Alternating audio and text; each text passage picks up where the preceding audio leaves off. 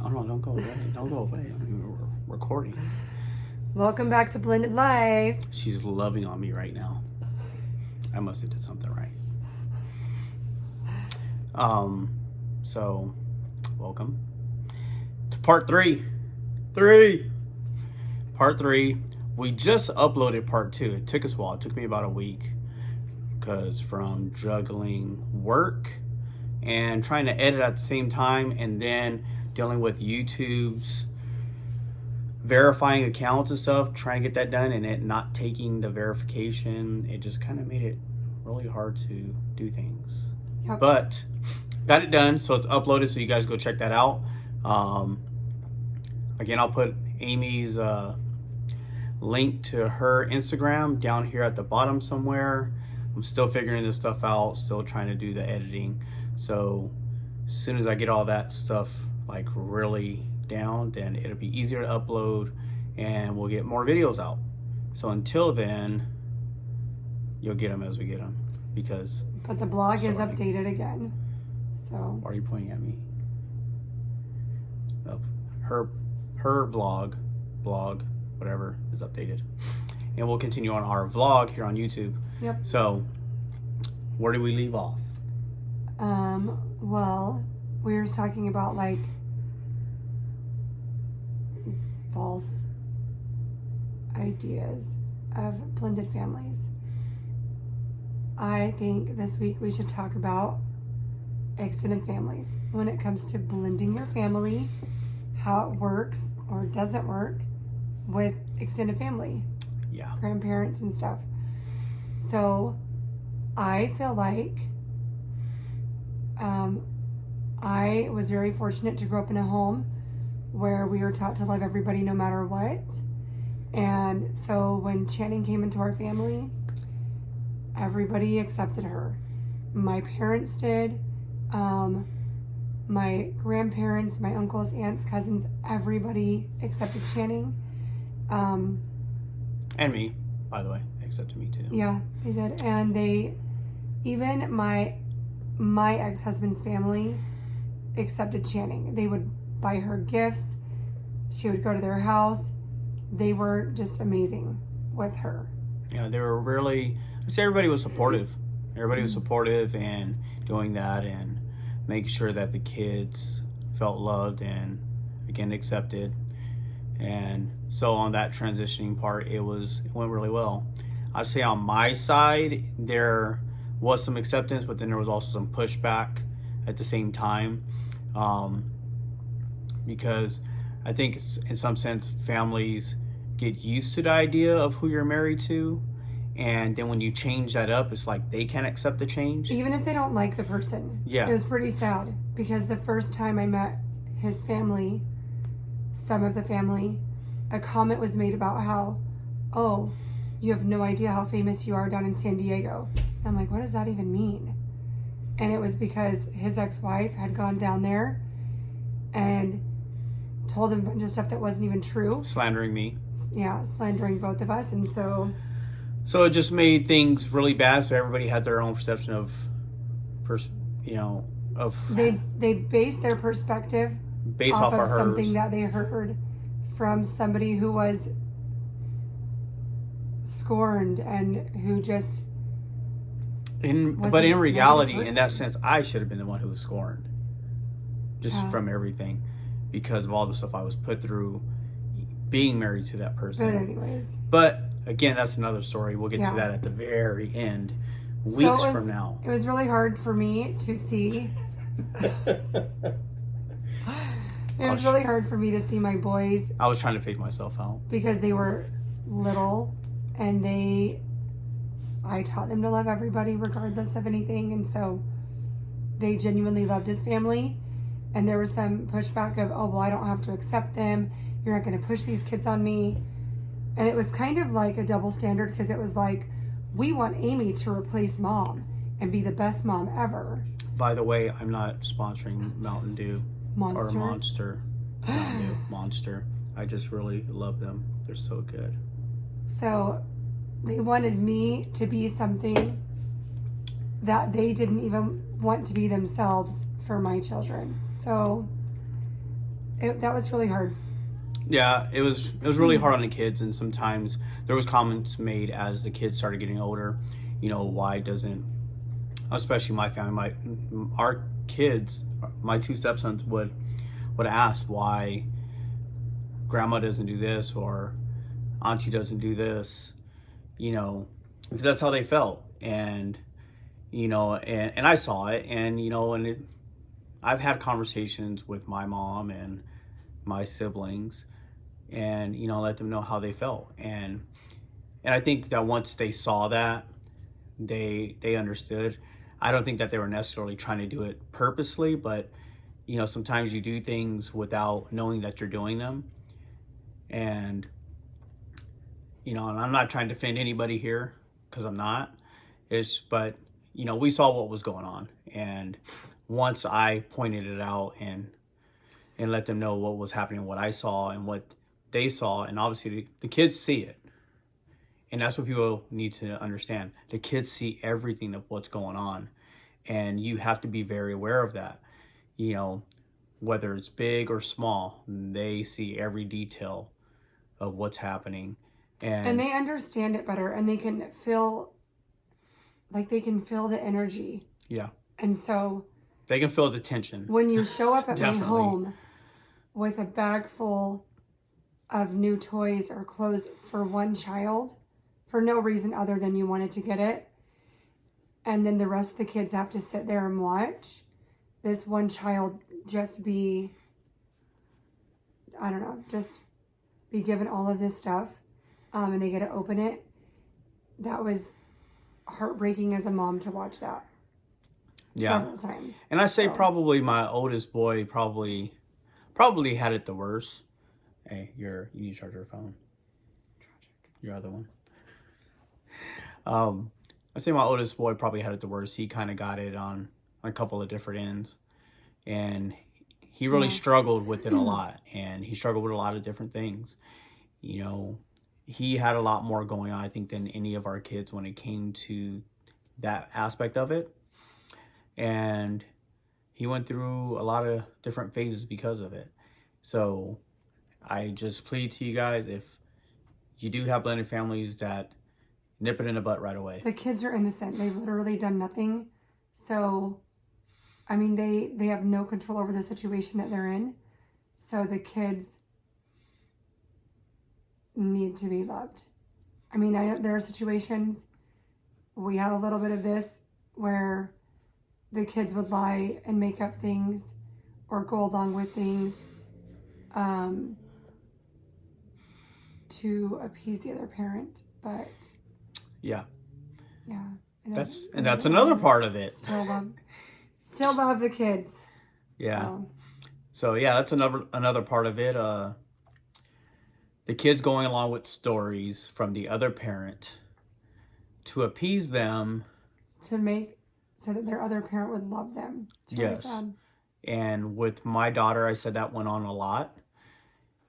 She would do things or not say things because the other parent didn't want them to. In my case, it started early on when she was about 4 years old, 4 or 5, 1 or 2. She was around that age. 4.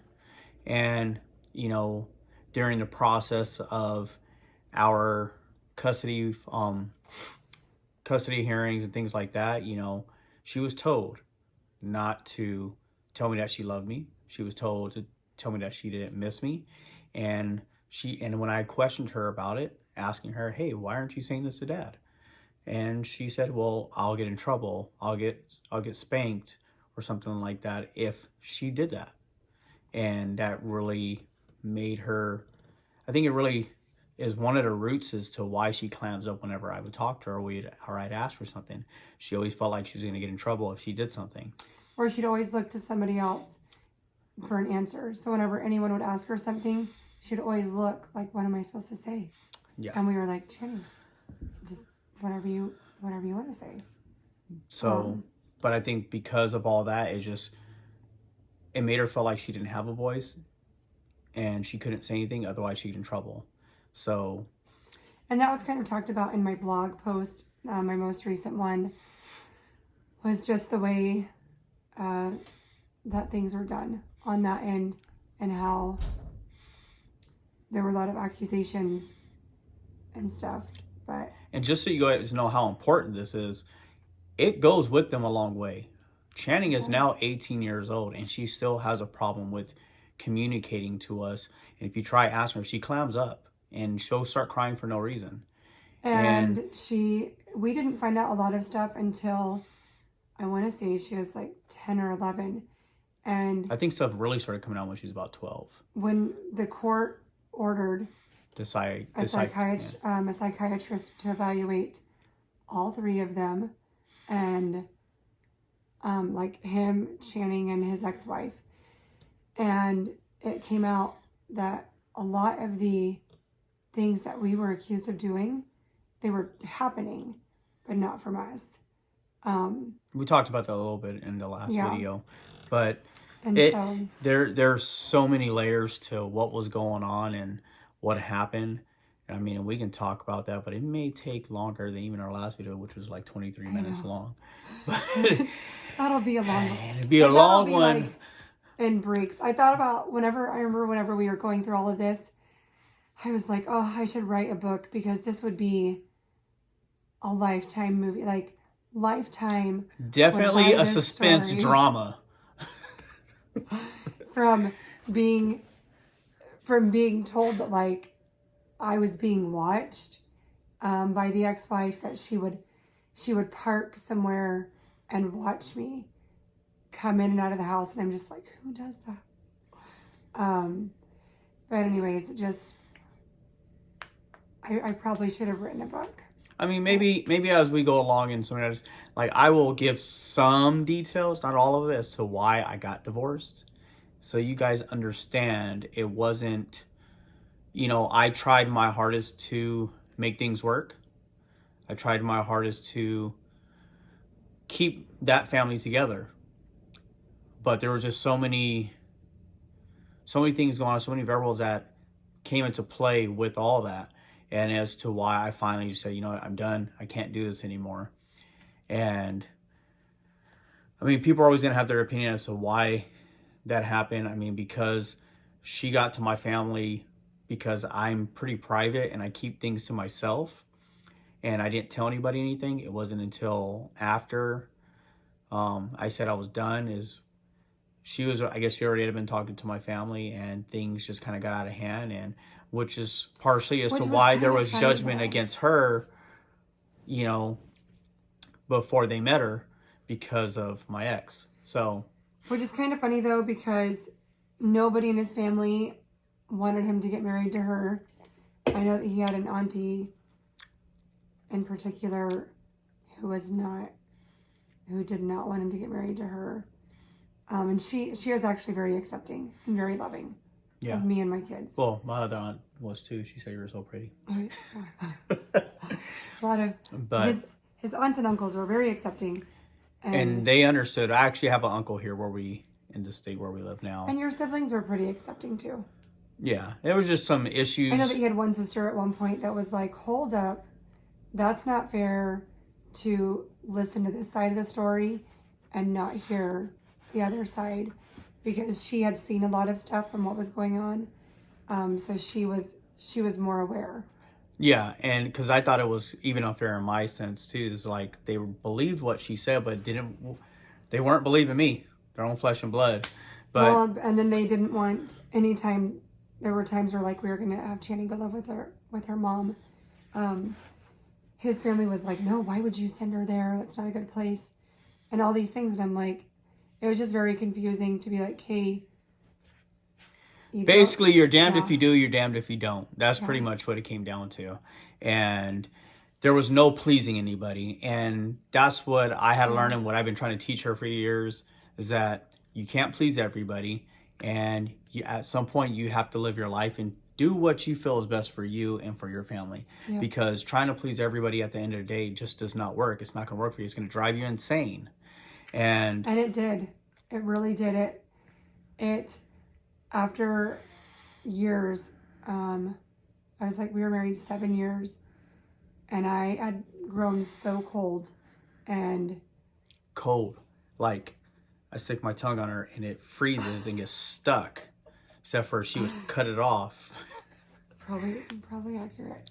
I was very cold, and I just didn't have any emotion anymore because I had been literally completely torn down by his family and his ex. And it wasn't until we'd been married about 7-8 years, and then I started just, if they said something I didn't agree with, I'd finally just start voicing my opinion. And now we're in a better place. We're in a good place. Yeah, Good but it place at took this time. it took years, and I had definitely had to do some counseling, some therapy. We both did. Yeah. There was like we said in our first video is, you know, we had a lot of things that put strain on our marriage, and you know, caused us to go through trials together and separately, and you know, and those were really hard times for us. You know, I really questioned everything, questioned our marriage together, you know, and it really took a really hard toll on us. And after going through all those things and really looking at it, counseling and other stuff, you know, we got back down to why we were in love with each other and why we want to be around each other all the time. Or maybe just me want to be around her. But, you know, it took a long time to figure that out. And it took some growing up, you know, maturing, you know, and, you know, it's a long process. And realizing that other people's opinions didn't matter. But I guess what it comes down to is that you just have to love the kids, because they're innocent, and don't judge people based off of somebody else's idea of them, because it's, first of all, it's really hurtful, but second of all, you're judging somebody without knowing them. And so I learned that I'd have friends who would be like, oh, well, this person did this, and it was a negative thing, and so I'd be like, oh, wow, so that's what I thought of that person. And then I'd never seen anything but good from that person, and then I'd watch, and then my friend and the other person would be friends again, and I'm like, hold up, if they're so bad. And so then I learned, okay, people have like bad experiences sometimes, doesn't mean the person's bad, doesn't mean any of that, and you should only judge people and things off of your own experiences. And that's really what it comes down to. Yeah. So, with all that being said, I mean, again, like we said, this is going to be like an onion. There's so many layers to what happens in blended life with families. There's so many different things. And I know there's other YouTube channels that have situations where they have blended life. I haven't really had the opportunity to really watch any of them. Yeah, neither have I. But I'm sure they have some good advice too. I'm not sure if their stuff is on the same level as far as the things we went through, but I know that they've had their own problems in dealing with just blended families in general. Mm-hmm. This is our perspective and our take on what things that have gone on in our family, and we're gonna have many more videos. You know, hopefully, because I'm again learning the editing stuff. This one will be up very shortly, probably still the same week. Yep. I'll get this one uploaded at least in the next couple of days, because I just uploaded the other one today, so this one should be fairly easy to upload, and we'll have more for you guys later, because this is just a short one. Yeah. And we'll try and do this every day if we can, at least every other day, so we can get this going for you. And as I will say in every video, allow others grace. They've gotta have some grace. You can't be so hard on them. Yeah, just take a moment, take the time to kind of step back from the situation to really assess everything that's going on and make sure that the kids are getting the attention and the love that they need, because whether you see it or not. And just because they may look happy, it's really good to let them know that you are there for them, and to make sure that they understand what's going on, because that's one thing that kids, well, that people, grown-ups, kind of push it aside a lot of times, like, oh, they don't know what's going on. They know what's going on. It's a matter of whether you're going to take the time and explain it to them, so that way they understand, so that way they're not guessing what's happening, and that way they can express their feelings to you now rather than later. So, and just kind of be there, be that crutch for them, so they can open up and talk to you, so you don't have the same situation where I have an 18-year-old who has a hard time talking about stuff, whether they're in trouble or not. I can just ask them a simple question and they can break down crying for no apparent reason. So it doesn't mean that they're not thriving, that they're not doing anything. It just puts, some things are struggles for them.